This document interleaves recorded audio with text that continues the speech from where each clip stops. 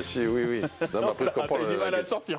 Non, mais la question mauvaise nouvelle, on peut se la poser aussi. La rhétorique de Garcia, elle est bonne. C'est vrai qu'on préférerait être en train de parler du doublé de Thuram, de la renaissance de Griezmann, des exploits de Dembélé, que de se dire effectivement, encore une fois, pour moi, le meilleur français, c'est Rabiot sur le match de soir. Mais bon.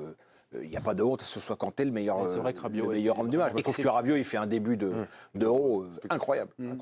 Mais ça veut dire un joueur libre, ça veut dire entre eux, vous avez dit sacrément intéressant. Excusez-moi, vous avez dit que c'était une bonne nouvelle, mais dans votre développement, vous épousez un peu la lecture de Rudy Garcia. C'est plutôt une mauvaise nouvelle. Ça veut dire que ça n'avance pas. C'est une mauvaise nouvelle sur le match de l'Autriche, parce que c'est un N'Golo Kanté que tu as vu très important dans l'impact, la récupération, la capacité à se dédoubler partout. Là, ce soir, il est intéressant dans sa capacité à apporter un surplus offensif. Parce que ce soir, il prend les initiatives de se projeter, d'aller dans la surface, à un moment donné, sortir de sa zone de confort ou de sa zone. Mais Ludo, il y a un truc que moi... Oui, tu vas me dire que c'est Tchouaméni parce que Tchouaméni est là. Oui, parce que je trouve que sur le match de l'Autriche, on voit...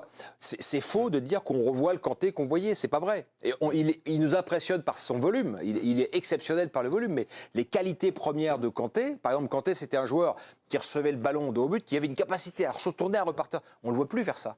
Dans les duels, j'ai vu une stat, alors ça vaut ce que ça vaut, mais dans les duels, il a perdu beaucoup plus de duels qu'il en a gagné contre l'Autriche. Tu as vu les changements de direction qu'il fait et ce soir, sur le plan offensif, tu as vu les trucs qu'il fait? Oui, mais c'est pas tout à fait la même chose que le Kanté que j'avais en tête avant. Mais par contre, et ce soir, effectivement, moi je trouve qu'il est très offensif, qu'il est dans un rôle différent. Je te dis ce qui me gêne vraiment. Il est plus à l'aise avec le ballon qu'il... C'est N'Golo Kanté dans ce rôle-là, ce qu'il est en train de faire devant, il peut le faire derrière.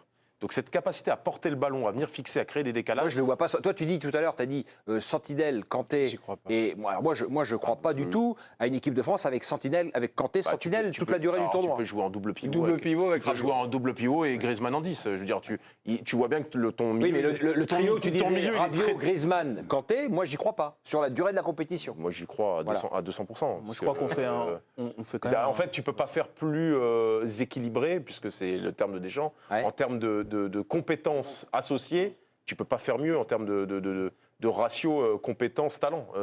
Chacun est dans son rôle, c'est-à-dire que Rabiot est dans celui qui porte. Tchouaméni, si physiquement il peut répondre, Tchouaméni, Kanté, Rabiot, et Griezmann, Mbappé, Thuram.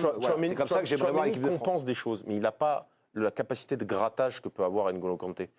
Quand les matchs vont commencer à se compliquer, N'Golo Kanté va naturellement redevenir ce gratte-ballon devant notre défense centrale, et Griezmann reprendra à un moment donné son rôle de reprendre les clés du jeu. Mais moi, le voir comme ça, c'est bon ce soir, mais ça ne sera pas forcément une bonne nouvelle dans l'avenir. Fin de l'échange entre Stéphane et Ludovic, Didier Deschamps a parlé du match de Kanté. Il semblerait que ce soit drôle, ce qu'on m'a dit. Oula, ça risque d'être très drôle. Ce niveau-là aussi, quoi. Après, N'Golo... Il court encore, là. Donc. Mais il ne fait pas que courir. Hein. Il court bien. Et puis, il a une capacité qui faisait peut-être un peu moins avant de se projeter. Ce qui permet aussi, dans notre animation avec les autres milieux de terrain, comme ce soir Aurélien Tchouaméni et Adrien Rabiot, d'avoir de la variété et d'être pas toujours... lisible pour les adversaires, quoi. Donc ça c'est... Et il faut rajouter évidemment Antoine et puis ceux qui sont devant, mais ça nous permet de créer du danger, se créer des occasions, et tout en gardant une bonne solidité, quoi.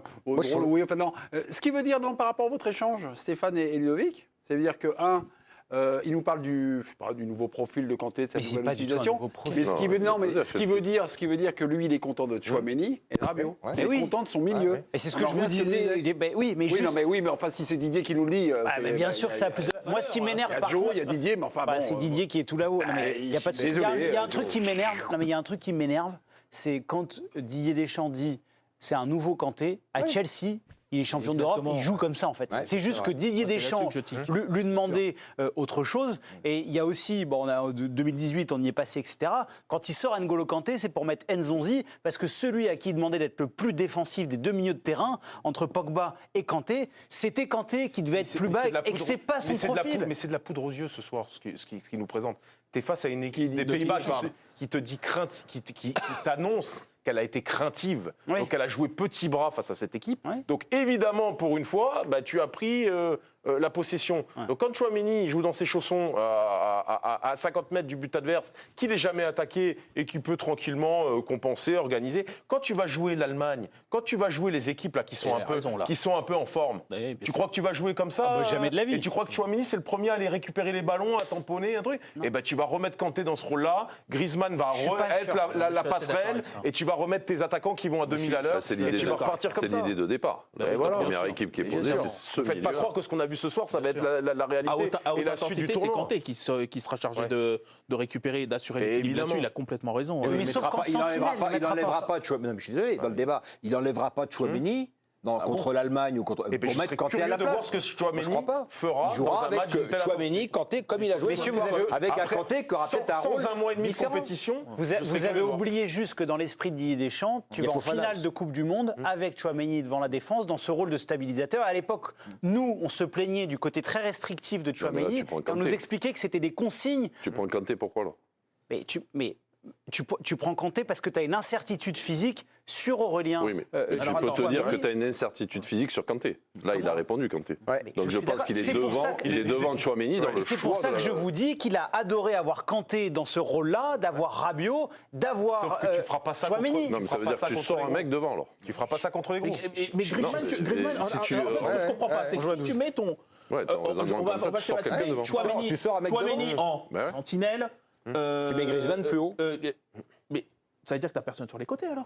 C'est Griezmann qui va jouer côté droit. Non. Non, je ne jamais de la vie. Pas aujourd'hui. Il gardera un ailier. Sébastien, sur le. Non, mais c'est pas ça. S'il reste avec ces deux, Tchouaméni, Kanté, tu mets Rabiot comme il a fait la gauche. Et c'est exactement ça. Mbappé en pointe, Griezmann en 10 et Dembélé qui tu veux à droite. Je sais pas qui, ou Barcola à droite, et puis Griezmann sous On parle pas de bonheur avec Barcola. Pardon, mais on n'a pas le droit de le voir, Bradley. Sébastien, on est en train de reparler du match de S'il fait Kanté. ça, mais moi je crois pas. Attendez les gars, je donne la main à Sébastien. On est en train de parler du match de Kanté. Pour vous ce soir, est-ce que c'est le MVP et après l'évolution, on va dire, parce que là on était un peu dans le football fiction en disant, voilà, Tchouaméni, sans Tchouaméni et tout ça. Sébastien, on vous écoute. D'abord sur le match de Kanté ce soir. Je ne l'ai pas trouvé aussi incroyable que lors du premier match. Je pense que lorsque les rencontres sont dans les plus hautes intensités, ça a l'avantage. Je pense qu'il se met davantage en avant et je pense que c'est une bonne nouvelle pour l'équipe de France parce qu'à un moment, si ces Bleus vont loin, il faudra peut-être quand même gagner des matchs avec une intensité bien supérieure. Là, j'ai trouvé qu'il avait fait le boulot très correctement, très convenablement. Et moi, je vais peut-être vous faire hurler parce que je pense qu'à la télévision, il y a eu ces deux ratés, je pense qu'ils ont été remontrés 4 fois, mais ce soir, Upamecano, il a été très bon et c'est lui qui a mis, à mon avis, l'équipe dans le bon rythme sur le plan athlétique, sur le plan défensif. Okay. Merci beaucoup de cette dernière réflexion. Non, mais Kanté a été quand même aussi fort offensivement. Il a amené un apport offensif qu'on n'avait pas vu dans le premier match. Donc il a eu un rôle un peu différent. Mais ça a amené une option différente offensivement. Et sur la position, en tout cas, la dernière incursion de Sébastien, vous nous parliez du match Upamecano, qui a mis un petit peu d'ordre. Moi, chose que je n'avais pas remarqué vu de ma télévision. Souvent, il est sorti sur les mecs pour empêcher les deux. Sébastien, dernière intervention, vous embrasse. Derrière la caméra, c'est toujours Charlie Fort-Bourseron, non, le bien nommé, non? Hein? Bien ça? Exactement, c'est Charlie Fort-Bourseron et croyez-moi, s'il y a un problème, il est là pour intervenir. D'accord, ok. Charlie Fort-Bourseron. Putain, le mec est trop à toi. Pardon. Merci beaucoup, on vous embrasse les copains. Merci, bon boulot et on se retrouve évidemment demain. Sur le match de Kanté, sur le match de Tchouaméni, est-ce qu'on a fait le tour ou vous avez d'autres petites notules à lire? On passe aux notes. Là, c'est les notes. Ah oui, on va passer aux notes. Très bien. J'espère qu'on va parler de Koundé quand même. Non, on va parler tout d'abord de Thuram. Calme-toi. On parle de Thuram tout d'abord. T'es là, hein, t'es plus là. Thuram, Marcus Thuram. Il est en train de refaire le il refait l'émission, le conducteur. Serais vous, je m'imposerais physiquement. Comment? Je crois qu'il demande un carton là. Non, j'ai parlé de s'imposer physiquement. Là, il est à deux doigts de s'asseoir. S'imposer physiquement. Il est à deux doigts de s'asseoir sur vos genoux. C'est la bagarre, c'est de la violence, tout ça. C'est tout ça ici, on a dit. D'accord, bah oui. Et jamais ça. Il a sanctionné d'un carton rouge tout à l'heure. Oui, mais vous l'avez demandé.